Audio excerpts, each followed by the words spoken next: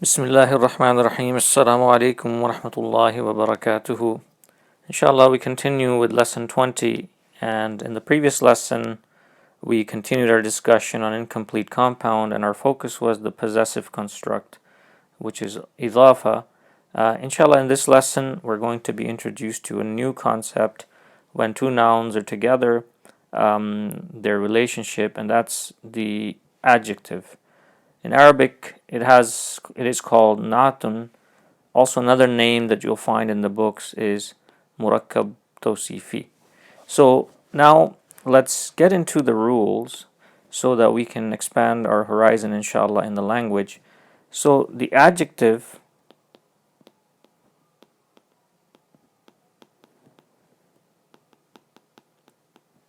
agrees with the noun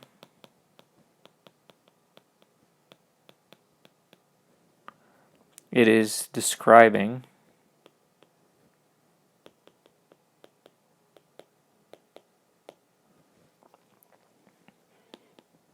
in the following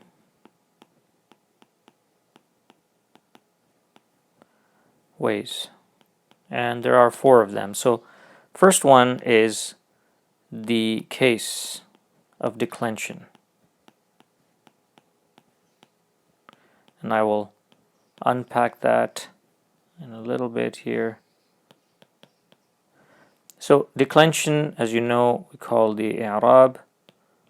You can also the case or the state refers to when we discuss the concept we talked earlier, which is marfu, mansub, and majrur. So these are the three states of a noun, and so this has to agree. One noun has to agree with the other noun,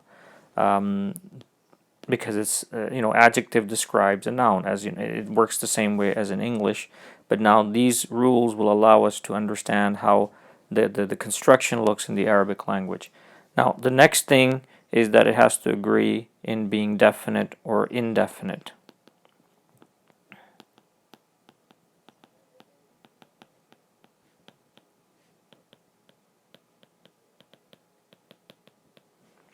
The third point is it has to agree in the gender.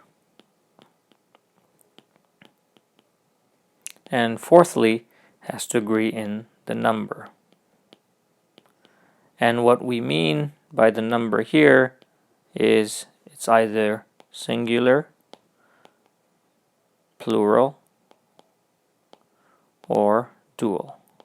So that's high level, simple rule.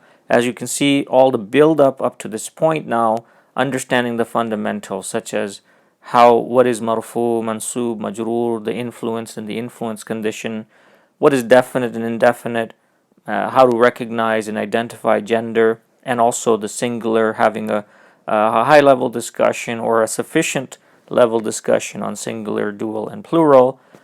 We have kind of positioned ourselves now to start the discussion or to start recognizing murakkab tawsifi or adjective in Arabic. So let's take an example. If we take the word here, rajulun salihun.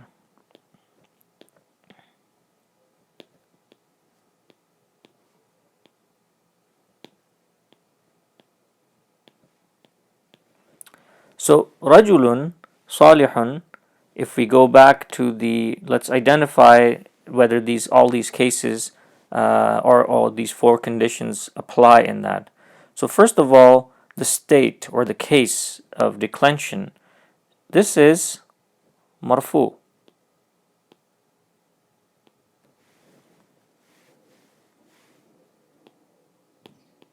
It's uninfluenced condition. You can see, same thing. It's marfu. Go back to the lesson if this is not clear. And as I said, you can email me questions, inshallah, related to that, and I can explain concepts and make explainer videos.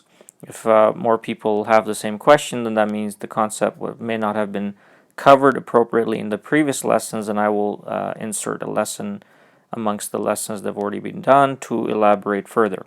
So marfu, it's a marfu state. Secondly, we know through the tanween that it's indefinite, and it applies to both of them. Both of them, due to the tanween, are indefinite. In terms of gender, we don't see any signs of femininity here, so therefore we were going to conclude that the default position is masculine. And we know rajulun is a man, so that even inherently in the meaning, it actually gives us that indication. But salihun doesn't have the sign of femininity either, so it's also default condition is masculine. If it was going to be a female, then we would add a ta at the end, it will become salihatun. So that's how that transformation would be. So you can identify here that it's a masculine. And then in terms of numbers, there's no alif nun which will make it a dual in either of the two. And if you go to the previous lesson, the plural of rajulun is a broken plural. We've covered it, and it's rijalun. So this is not a plural either. Therefore, it's singular. Now, this salihun is singular as well. Salihun, I can tell you, is if it's going to have or it typically in Arabic language, salihun is amongst those words where it's going to have a sound plural. So it's going to be in uninfluenced or marfu condition. It would be salihuna. I will do more examples of that later, but inshallah, let's focus on the basic example here and make sure that these four conditions we understand how it's applying in this example that we have chosen.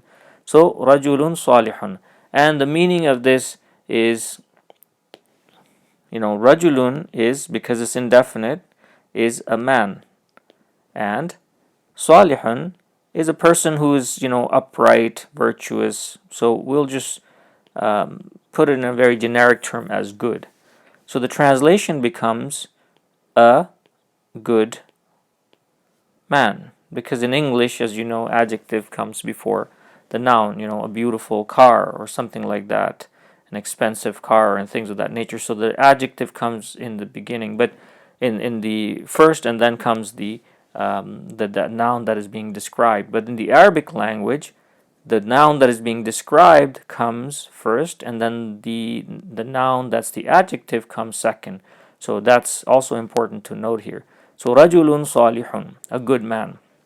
Now let's just take some terminology here as well that I can give you, so that if you take the books of Arabic language, you can identify that rajulun would be called mawsuf. So if you come across that, then you're at least familiar with it. You don't really have to remember if you don't want. You just have to identify that this is a relationship of a noun and adjective, and that's going to be sufficient for you with the stage. And then salihun is going to be called sifatun. So attribute or adjective here. So that's the basic discussion on on adjectives in Arabic language. I'm going to give you more, inshallah, one more lesson on this with examples where we'll explore the plurals and how they will look, and we can continue building on this example, and we'll bring some from the Quran.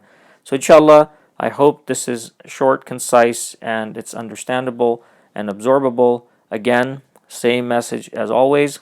Now start going into the Quran, looking at the meanings and identifying the words, and so you can see the declension, the definiteness and indefiniteness, the gender and number, and maybe come up with your own list of examples that you find in the Quran. Okay? May Allah give us the ability, understanding, and make this a source of benefit in both worlds. Assalamu alaikum wa rahmatullahi wa barakatuhu.